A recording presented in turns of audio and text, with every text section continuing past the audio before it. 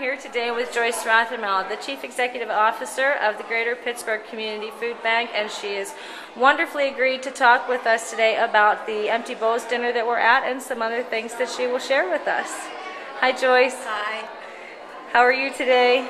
Oh, I'm extremely excited. This has been a wonderful day, and it's turning into a great success for both Just Harvest and the food bank, and ultimately then for our community that we serve.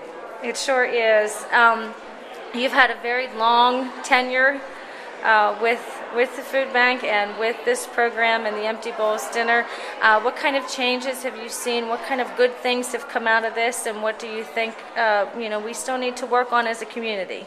Well, this is our 16th year, and it's a great crowd, enjoying much community support from all the wonderful people who made the bowls and donated them, to the over 30 restaurants that made over 300 gallons of soup, and then the tremendous turnout from the community to come to select a bowl.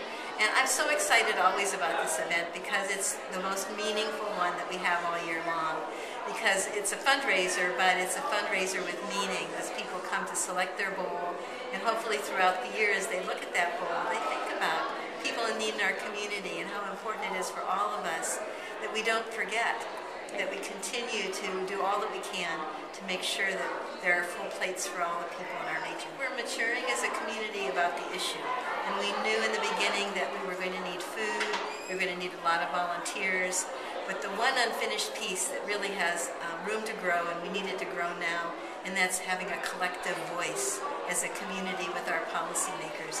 It just is not acceptable.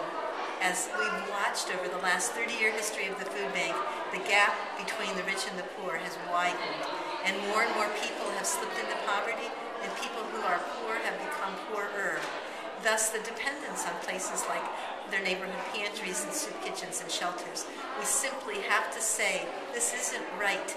It shouldn't be a normal way for people to get their food for themselves and their families by going to a soup kitchen or to a pantry. It's too much. And we've just watched our numbers grow these 30 years. We have to turn a corner. And I think as a collective voice, especially at this time when there are scarce resources, there are going to be cuts made. And I think we have to step up and say, the most vulnerable people in our society have to be taken care of. We have to find ways that the regular sources of income, whether that be a job, being a living wage, or that being a social benefit in Social Security or Social Security disability, that the level of funding that people have is sufficient for them to take care of their basic human needs. We need to all start singing that same song. We can help people to come together with their voices. So I would invite everyone to visit our website, to go to the website of the Pittsburgh Foundation and visit the organizations that are serving the most vulnerable in our society and find out how they can each lend their voices to come together in this important effort. Not enough just to hear the message, we really have to take it in, and then we need to supply easier ways for people to be able to then act on what their hearts and their minds believe. Give me an example of something that I can do that would be meaningful. Yes, I would ask you to go to the website www.hungeractioncenter.org, register with your name and address, and that's where you live, because that's your voting address. And then when you get action alerts that say, contact the governor now about this food program, contact your U.S. legislator now about this food program that is being considered for a cut, and say no, we need to stand together.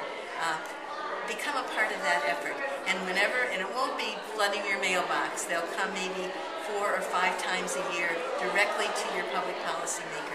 Anyone 18 years or older, register to vote, and then sign up on the hungeractioncenter.org website. Well, I would just like to personally say thank you to the community for coming together.